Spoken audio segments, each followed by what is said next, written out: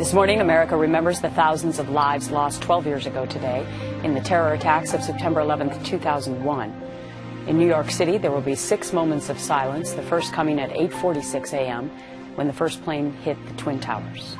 Earlier this morning, we watched the American flag unfurled at the Pentagon in Arlington, Virginia, and in Shanksville, Pennsylvania, a wreath-laying ceremony will happen between 9:45 and 10:03. The time United Airlines Flight 93 crashed into a field in Shanksville, Pennsylvania. Joining us right now, Mayor Rudy Giuliani. Mr. Mayor, welcome back to Fox and Friends. We appreciate giving you your time.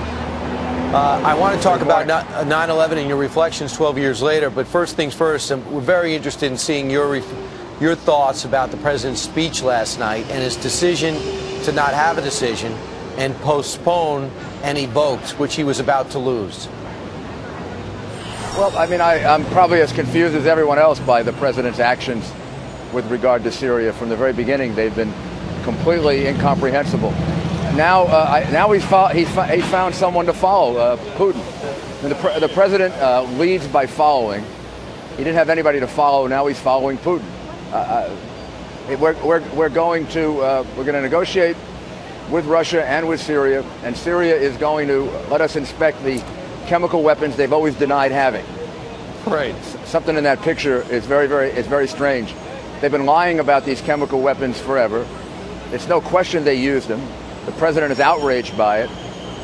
Yet we're gonna negotiate a way to contain them, and his red line has been crossed now about 10 times, and he's done nothing. I think, aside from the politics of it and everything else, here's what I worry about. It makes our country look extremely weak, and it cedes leadership to the Russians.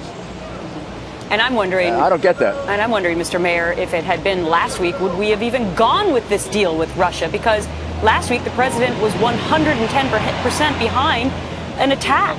And so suddenly this opportunity comes about, and the rest of the world is skeptical about Russia. And by the way, Russia has said, you know what? The deal's off the table unless you take the strike off the table. Right. What do you make of that? Well, I mean, what I make of it is this is just the opposite of how a leader should act. You should set a course. You should stick with that course. It should be clear. Even this whole idea that we should attack Syria.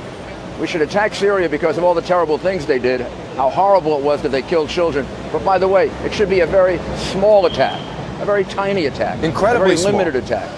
Just a couple of days. I don't know how you rally people to do something very small when you're telling them something terrible and something big has been done. Sure.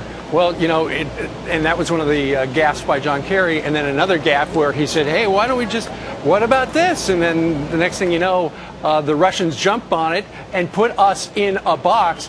But Mr. Mayor, you were alluding to how you really can't trust the Syrians. You really can't trust the Russians as well. But the President of the United States, trying to make his case last night, I don't think he won over anybody, did he? I can't imagine, even if you're the most ardent supporter of President Obama, how you can see any kind of threat of leadership in this, or any way in which he hasn't made America a lot weaker in the way in which he's presented this. And this really goes back to his inaction 2 years ago in Syria. This whole concept of leading by following. When you lead by following, somebody else bigger, stronger, and tougher than you takes over, and they start leading. Right. And now Iran and Russia are leading in Syria, not the United States of America. It's a good point. It's just embarrassing for the nation. Mr. Mayor, I got to ask you, this is 12 years since the 9/11, 2001. It's also 1 year since Benghazi. We're going to be marking both those strikes on this day for the rest of our lives. What do you still need to know about that attack? And are you offended by it being labeled a phony scandal? Oh, of course I am. I mean, 4 Americans were killed. I have real questions about whether it ever had to happen in the first place. I have a significant number of questions about the failure to give security to that area for 6 months before, when it was crying out for more security. I have significant questions about the action of the United States government that night, including our president. I still don't know where he was that night and why we didn't immediately deploy as much force as possible to the area. We could have always called it back. And I have very significant questions about why everybody's been kept silent for so long. And now all of a sudden, after a year of preparation, they're all going to speak. So I think the people who died that night and their families deserve a lot better than the way in which their government has treated them. Yeah. Since we're speaking about September 11th, of course, you were the mayor of New York City when the travesty happened back in 2001. And many people are wondering, Mr. Mayor, where we are with regards to safety now in America. We're talking about the Syrian situation, Iran, North Korea, Al-Qaeda. Osama bin Laden is dead. But in terms of the future and the future of a terror strike, where do you think we stand with regard to safety in this nation? Well, I think the record has been a good one of protecting us against strikes. There have been so many attempts. In most cases, with a few exceptions, we've been able to stop them. So I think that's a good record. I think our record on air safety has been very, very good. I worry about the fact that the nature of Islamic extremist terrorism has become much more diversified. I don't know that we are in full command of that. I also am very, very disturbed about the way this administration handles it, which is by being on defense rather than being on offense. It seemed to me the reason we were safe is President Bush put us on offense. That kept us safe. When we were on defense, I think we invite attacks. So I worry about that. I hope it's not true. But at least from the way I look at it, we should be on offense against terrorism rather than constantly in this defensive position that President Obama has put us. Sure.